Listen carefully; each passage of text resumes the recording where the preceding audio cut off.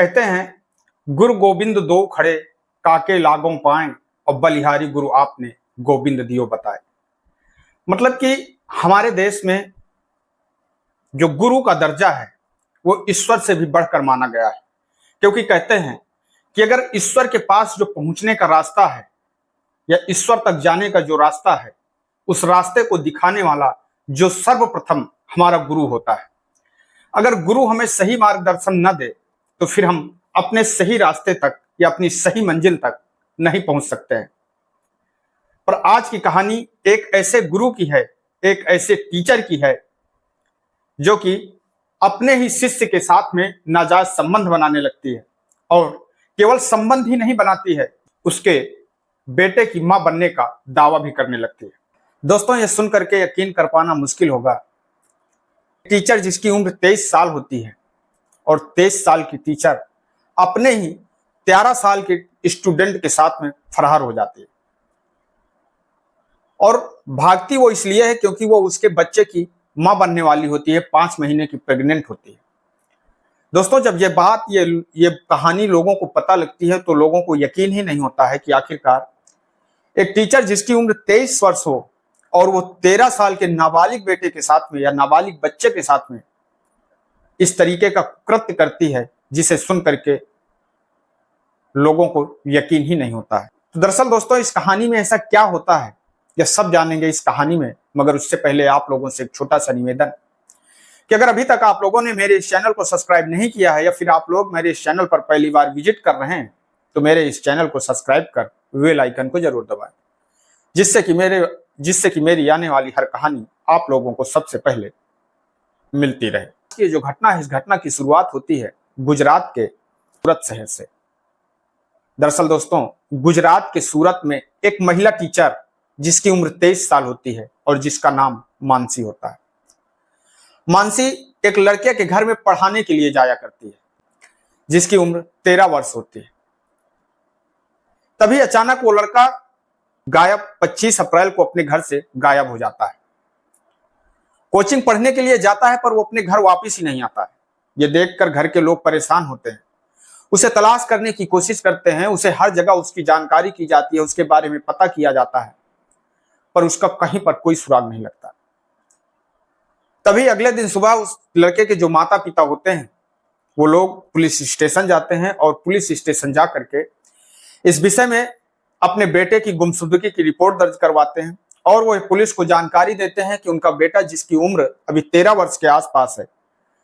जो कि अपने एक टीचर के यहाँ ट्यूशन पढ़ने के लिए जाता था और जब से वो घर से गया है तब से अभी तक वापस ही नहीं आया। पुलिस उस लड़के की गुमशुदगी की रिपोर्ट दर्ज करती है और रिपोर्ट दर्ज करने के बाद में जब उस महिला टीचर के बारे में पता करती है तो पता लगता है कि वो जो महिला टीचर है वो भी अपने घर से फरार होती है, वो भी अपने घर पर नहीं मिलती है। अब ये देखकर पुलिस परेशान होती है और फिर पुलिस उस महिला टीचर की और उस नाबालिग लड़के की तलाश करना शुरू कर देती है। 4 दिनों तक पुलिस शहर के जितने भी सीसीटीवी कैमरे होते हैं उन सारे सीसीटीवी कैमरों को खंगालती है और इसके लिए कई टीमें गठित करती है और हर टीम अलग अलग क्षेत्र में उन दोनों, उस टीचर और उस बच्चे की तलाश करना शुरू कर देते हैं।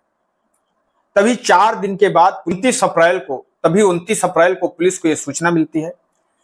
कि वो दोनों, वो टीचर और वो शिष्य जयपुर और उदयपुर के रास्ते गुजरात में प्रवेश कर रहे हैं। पुलिस तुरंत एक्शन में आती है और तुरंत मौके पर पहुंचती है तो पुलिस को एक प्राइवेट बस से पुलिस उन दोनों को गिरफ्तार करती है, पकड़ती है और पकड़ करके जब अपने साथ लाती है और उस महिला से बात करती है, उस ट्यूशन टीचर से, और जब पुलिस उस ट्यूशन टीचर से बात करती है, उससे पूछताछ करती है, तो जो ट्यूशन टीचर जो सच बताती है वो सच सुन करके पुलिस की भी रोंगटे खड़े हो जाते हैं। वो ट्यूशन टीचर मानसी, जिसकी उम्र 23 वर्ष के आसपास होती है, वो पुलिस को बताती है कि वो उस 13 साल के छात्र की बेटे की मां बनने वाली है और वो 5 माह की गर्भवती है और इसीलिए वो उस लड़के को लेकर के भागी थी और उसका ये विचार था, उसकी ये सोच थी कि वो किसी अलग दूसरे शहर में जाकर के छुप करके अपनी नई जिंदगी की शुरुआत करेगी। पुलिस उनसे पूछती है कि आखिरकार वो कहां कहां पर रहे और कहां कहां गए। तब वो पुलिस को बताती है कि वो 25 तारीख को सूरत से निकलते हैं पहले दोनों ने शॉपिंग किया, अलग अलग जगहों पर भी रहे, बड़ौदा गए और फिर अहमदाबाद गए, वहां से दिल्ली गए, यहां कुछ खरीदा, फिर उसके बाद में वो दोनों वृंदावन जाते हैं और वृंदावन में पहुंच करके वो दोनों मंदिर में जाकर के भगवान के दर्शन करते हैं। उसके बाद जयपुर जाते हैं, यहां उनको रहने का मन, उनका रहने का विचार होता है, उनका रहने का मन होता है, पर उनके रहने की वहां पर कोई व्यवस्था नहीं बनती, उन्हें कोई सही जगह नहीं मिलती, इसलिए फिर वो दोनों गुजरात वापस जाने का विचार करते हैं। तभी जब पुलिस उस लड़के, और इस बीच वो दोनों कई बार एक दूसरे के साथ में संबंध भी बनाए। पुलिस जब उस लड़के से पूछती है, उस नाबालिग छात्र से पूछती है, नाबालिग छात्र भी इस बात को मंजूर कर लेता है। वो कहता है कि उसके महिला टीचर के साथ में उसने कई बार शारीरिक संबंध बनाए और वो बताता है कि जब पहले उसकी वो जो टीचर है, जब उसको उसके घर पर पढ़ाने के लिए आती थी, तब भी उन्होंने उसके शरीर का शोषण किया था और उसके बाद